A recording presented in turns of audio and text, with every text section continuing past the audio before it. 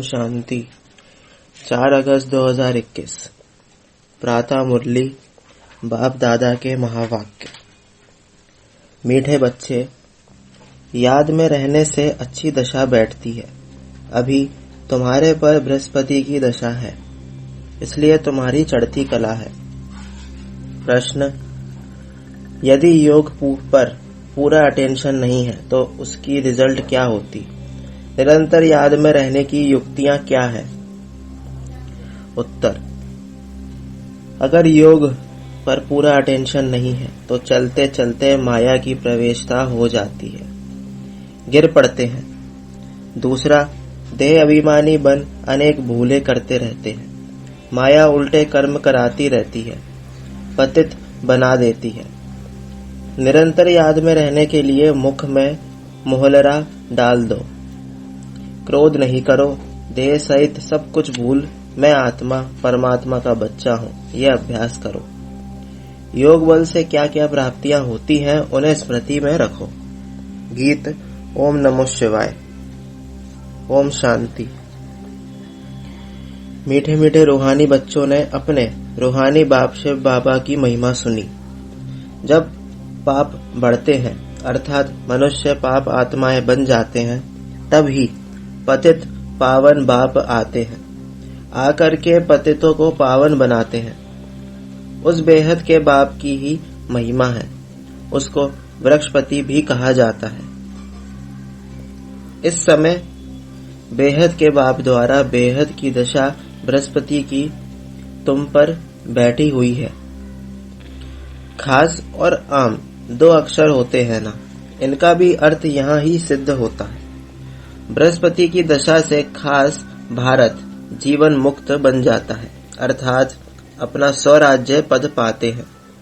क्योंकि सच्चा बाप जो है, जिसको त्रुत कहते हैं, वह आकर हमको नर से नारायण बनाते हैं। बाकी जो है वह नंबरवार अपने अपने धर्म के सेक्शन में जाकर बैठेंगे और आएंगे भी नंबरवार। कलयुग अंत तक आते रहते हैं। हर एक आत्मा को अपने अपने धर्म में अपना अपना पार्ट मिला हुआ है। राजाई में राजा से लेकर प्रजा तक सबको अपना अपना पार्ट मिला हुआ है।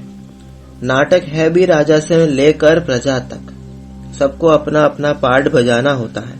अब बच्चे जानते हैं हमारे ऊपर अभी बृहस्पति की दशा बैठी है।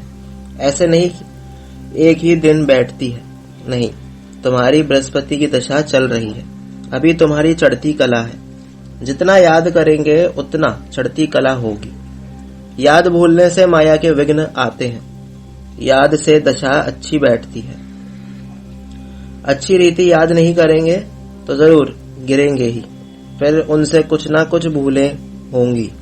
बाबा ने समझाया है, ड्रामा अनुसार जब सब धर्म वाले जो भी हैं 1-2 के पिछाड़ी पार्ट बजाने के लिए आते हैं। बच्चे जानते हैं स्वर्ग की दशा अर्थात जीवन मुक्ति की दशा अब हमारे ऊपर बैठी है।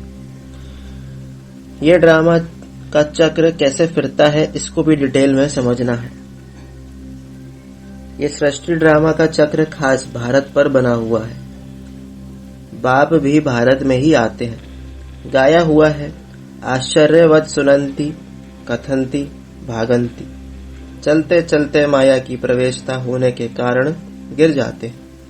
पूरा अटेंशन नहीं देते हैं योग पर, फिर बाप आकर संजीवनी बूटी देते हैं, अर्थात सुरजीत करने वाली बूटी देते हैं। हनुमान भी तुम हो। बाबा ने समझाया है, इस समय रावण को भगाने के लिए ये बूटी सुगा देता हूँ। बाप तुमको सब सत्य बातें बताते हैं। सत्य है ही एक बाप जो आकर तुमको सत्यनारायण की कथा सुनाए, सतयुग की स्थापना करते हैं। इनको कहा जाता है त्रुत, सत्य बतलाने वाला। तुमको कहते हैं तुम शास्त्रों को मानते हो? बोलो हाँ। हम शास्त्रों को क्यों नहीं मानते हैं? जानते हैं ये सब भक्ति मार्ग के शास्त्र हैं। ये हम मानते हैं। ज्ञान और भक्ति 2 चीज है। जब ज्ञान मिलता है फिर भक्ति की क्या दरकार है।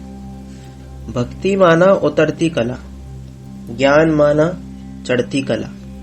इस समय भक्ति चल रही है, अभी हमको ज्ञान मिला है जिससे सद्गति होती है। भक्तों की रक्षा करने वाला एक ही भगवान है। रक्षा दुश्मन से की जाती है ना। बाप कहते हैं मैं आकर तुम्हारी रावण से रक्षा करता हूँ, देखते हो ना रावण से कैसे रक्षा होती है। इस रावण पर जीत पानी है। बाप समझाते हैं मीठे बच्चे, इस रावण ने तुमको तमो प्रधान बनाया है। सतयुग को कहा जाता है सतो प्रधान स्वर्ग। फिर कला कम होती जाती है, अंत में जब बिल्कुल ही देह अभिमान में आ जाते हैं तो पतित बन जाते हैं। नया मकान बनता है, मास के बाद अथवा 6 मास के बाद कुछ ना कुछ कला कम हो जाती है। हर वर्ष मकान को पोछी लगाते हैं, कला तो कम होती जाती है ना। नई से पुरानी, पुरानी से फिर नई, ये शुरू से लेकर हर चीज का होता गया है। समझा जाता है ये मकान 100-150 वर्ष तक चलेगा। बाप समझाते हैं सतयुग कहा जाता है नई दुनिया है। फिर त्रेता 25-30% कम कहेंगे क्योंकि थोड़ा पुराना हो जाता है। वह है चंद्रवंशी, उनकी निशानी देते हैं क्षत्रिय, क्योंकि नई दुनिया के लायक नहीं बने इसलिए कम पोजीशन हो गया। सब चाहते हैं कृष्णपुरी में जाए, ऐसे थोड़े ही कभी कहते रामपुरी जाए। सब कृष्णपुरी के लिए कहते हैं, गाते भी है ना चलो वृंदावन भजो राधे गोविंद। वृंदावन की बात है, अयोध्या के लिए नहीं कहेंगे। श्री कृष्ण के ऊपर सबका बहुत प्यार रहता है, कृष्ण को बहुत प्यार से याद करते हैं।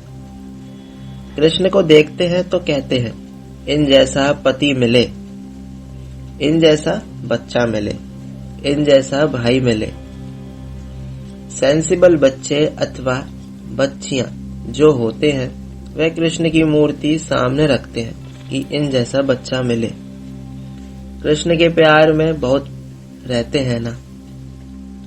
सब चाहते हैं कृष्णपुरी। अभी तो है कंसपुरी, रावण की पुरी। कृष्णपुरी का बहुत महत्व है, कृष्ण को सब याद करते हैं। तब बाप कहते हैं तुम इतना समय याद करते आए हो, अब कृष्णपुरी में जाने का पुरुषार्थ करो। इनके घराने में तो जाओ। सूर्यवंशी 8 घराने हैं, तो इतना पुरुषार्थ करो जो राजाई में आकर राजकुमार से झूलो। ये समझ की बात है ना। बाप कहते हैं बच्चे जितना हो सके मन मना भव रहो। याद में ना रहने से गिर पड़ते हैं, ज्ञान कब गिराता नहीं। याद में नहीं रहते तो गिर पड़ते हैं। इस पर ही अल्लाह अवलदीन हातम ताई के नाटक भी बने हुए हैं। याद में रहने के लिए ही मुख में मोहलरा डाल देते थे। किसको क्रोध आता है तो बोल पड़ते हैं, इसलिए कहते हैं मुख में कुछ डाल दो, बात नहीं करे तो क्रोध आएगा नहीं। बाप कहते हैं कभी भी कोई पर क्रोध नहीं करो, परंतु इन बातों को पूरा ना समझकर शास्त्रों में कुछ ना कुछ डाल दिया है। बाप यथार्थ बैठ समझाते हैं। बाप जब आए तब तो आकर समझाएं, जो होकर जाते हैं उन्हों की महिमा गाई जाती है। टैगोर झांसी की रानी होकर गई, उनके फिर नाटक बनाते हैं। अच्छा, शिव भी होकर गए हैं तब तो शिव जयंती मनाते हैं ना, परंतु शिव कब गया, क्या आकर किया, ये पता नहीं। वह तो सारी सृष्टि का बाप है, जरूर आकर सबको सदगति दी होगी। इस्लामी, बौद्धि आदि जो भी धर्म स्थापन करके गए हैं उनकी जयंती मनाते हैं। तिथि तारीख सभी की है, इनका किसको पता नहीं। कहते भी हैं क्राइस्ट से इतने वर्ष पहले भारत पैराडाइज था। स्वास्तिका जब बनाते हैं तो उसमें पूरे 4 भाग होते हैं, 4 युग है। आयु कम जास्ती हो ना सके। जगन्नाथपुरी में चावल का हंडा बनाते हैं, पूरे 4 भाग हो जाते हैं। बाप कहते हैं ये भक्ति मार्ग में अगड़म बगड़म कर दिया है। अब बाप कहते हैं देह सहित ये सब भूल जाओ, मैं आत्मा हूँ, परमात्मा परम पिता का बच्चा हूँ। ये अभ्यास रखो। बाबा स्वर्ग का रचयिता है तो जरूर हमको स्वर्ग में भेजा होगा, नरक में तो नहीं भेजेंगे। बाप किसको भी नरक में नहीं भेजते हैं। पहले पहले सब सुख भोगते हैं, पहले सुख पीछे दुख। बाप तो सबका दुख हरता सुख करता है ना। आत्मा पहले सुख फिर दुख देखती है। विवेक भी कहता है हम पहले सतो प्रधान फिर सतो रजो तमो में आते हैं। मनुष्य भी समझते हैं विलायत वाले सेंसिबल हैं। वहां तो बॉम्ब से ऐसे बनाते हैं जो फट से फल्लास हो जाएंगे, जैसे आजकल मुर्दे को बिजली पर फट से खत्म कर देते हैं। ऐसे बॉम्ब फेंकने से आग लग जाती है तो मनुष्य भी झट खत्म हो जाएंगे। भंबोर को आग लगनी है। तूफान ऐसे आते जो गांव के गांव खत्म हो जाते हैं। फिर उस समय ऐसा कोई प्रबंध नहीं रहता जो बचाव कर सके। विनाश तो होना ही है। पुरानी दुनिया खत्म होनी है। गीता में भी वर्णन है। बाप ने समझाया यूरोपवासी बॉम्ब ऐसे छोड़ेंगे जो पता भी नहीं पड़ेगा। तुम बच्चे जानते हो कल्प पहले भी विनाश हुआ था, अब भी होने वाला है। तुम भी कल्प पहले मुहाफिक पढ़ रहे हो। धीरे धीरे झाड़ वृद्धि को पाता रहेगा। वृद्धि होते होते फिर स्थापना हो जाती है। माया के तूफान बहुत अच्छे अच्छे फूलों को भी गिरा देते हैं। योग में पूरा नहीं रहते हैं तो फिर माया विघ्न डालती है। बाप का बच्चा बन पवित्रता की प्रतिज्ञा कर, फिर अगर विकार में गिरते हैं तो नाम बदनाम कर देंगे। फिर धक्का बहुत जोर से आ जाता है। बाप कहते हैं ये काम की चोट कभी नहीं खाना। बच्चे जानते हैं यहाँ रक्त की नदियां बहनी है। सतयुग में दूध की नदियां बहती हैं। वह है नई दुनिया, ये है पुरानी दुनिया। कलयुग में देखो क्या है। नई दुनिया के वैभव तो देखो। यहाँ तो कुछ भी है नहीं। बच्चियां साक्षात्कार में जाकर देखकर आती हैं। सूक्ष्म वतन में शूभी रस पिया, ये किया, वे सब साक्षात्कार होते हैं। बतलाते हैं हम मूल वतन में जाते हैं, बाबा बैकुंठ में भेज देते हैं। ये सब साक्षात्कार आदि की ड्रामा में नोंद है। इनसे कुछ मिलता नहीं है। बहुत बच्चियां सूक्ष्म वतन में जाती थी, शोभी रस आदि पीती थी, आज है नहीं। अच्छे अच्छे फर्स्ट क्लास बच्चे गुम हो गए। बहुत ध्यान दीदार में जाने वालों ने जाकर शादी की। वंडर लगता है माया कैसी है, तकदीर कैसे उल्टी पलट जाती है। बहुतों ने अच्छे अच्छे पार्ट बजाए, बहुत मदद भी की आईवेल में, तो भी आज है नहीं। तब बाप कहते हैं माया तुम बड़ी जबरदस्त हो। माया से तुम्हारी युद्ध चलती है। इसको कहा जाता है योग बल की लड़ाई। योग बल से क्या प्राप्ति होती है ये किसको पता नहीं, सिर्फ भारत का प्राचीन योग कहते हैं। मीठे मीठे बच्चों को योग के लिए समझाया जाता है। प्राचीन राजयोग गाया हुआ है। जो भी फिलोसोफर आदि है ये स्पिरिचुअल नॉलेज तो कहाँ कोई में है नहीं। रूहानी बाप ही ज्ञान का सागर है, उनको ही शिवाय नमः गाते हैं, उनकी ही महिमा गाई है। बाप आकर तुमको कितना ज्ञान समझाते हैं। इसको ज्ञान का तीसरा नेत्र कहा जाता है और कोई की ताकत नहीं जो अपने को त्रिकालदर्शी कह सके। त्रिकालदर्शी सिर्फ ब्राह्मण ही होते हैं, जिन ब्राह्मणों द्वारा यज्ञ रचा है। रुद्र ज्ञान यज्ञ है ना।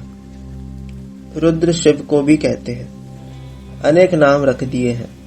हर एक देश में नाम अलग अलग बहुत है, सिवाय एक बाप के और किसी के इतने नाम है नहीं।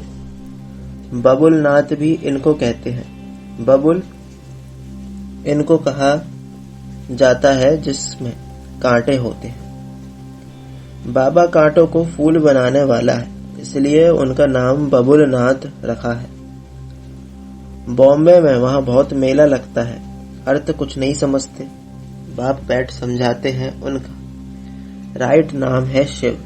व्यापारी लोग भी बिंदी को शिव कह देते हैं। 1 2 गिनती जब करते हैं 10 पर आएंगे तो कहेंगे शिव। बाप भी कहते हैं मैं बिंदी हूँ स्टार। बहुत लोग ऐसे डबल तिलक भी देते हैं। माता और पिता, ज्ञान सूर्य ज्ञान चंद्रमा की निशानी है, वह अर्थ नहीं जानते। तो बाबा योग पर समझा रहे थे योग कितना मशहूर है। अभी तुम बच्चे योग अक्षर छोड़ दो, याद करो। बाप कहते हैं योग अक्षर से समझेंगे नहीं, याद से समझेंगे। बाप को बहुत याद करना है। उनको साजन भी कहा जाता है। पटरानी बनाते हैं ना, विश्व की राजधानी का वर्षा बाप देते हैं। सतयुग में 1 बाप होता है, भक्ति में 2 बाप और ज्ञान मार्ग में अभी तुम्हें 3 बाप है। कितना वंडर है। तुम अर्थ सहित जानते हो सतयुग में है ही सब सुखी, इसलिए पारलौकिक बाप को जानते हो नहीं। अभी तुम तीनों बाप को जानते हो। कितनी सहज समझने की बातें हैं। अच्छा, मीठे मीठे सिकिलते बच्चों प्रति माता पिता बाप दादा का याद प्यार और गुड मॉर्निंग। रूहानी बाप की रूहानी बच्चों को नमस्ते। हम रूहानी बच्चों की रूहानी बाप दादा को याद प्यार और गुड मॉर्निंग, नमस्ते नमस्ते, शुक्रिया बाबा शुक्रिया। धारणा के लिए मुख्य सार।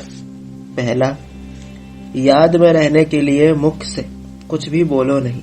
मुख से मुहलरा डाल दो तो क्रोध खत्म हो जाएगा। कोई पर भी क्रोध नहीं करना है। दूसरा, इस दुखधाम को अब आग लगनी है, इसलिए इसे भूल नई दुनिया को याद करना है। बाप से जो पवित्र रहने की प्रतिज्ञा की है उसमें पक्का रहना है।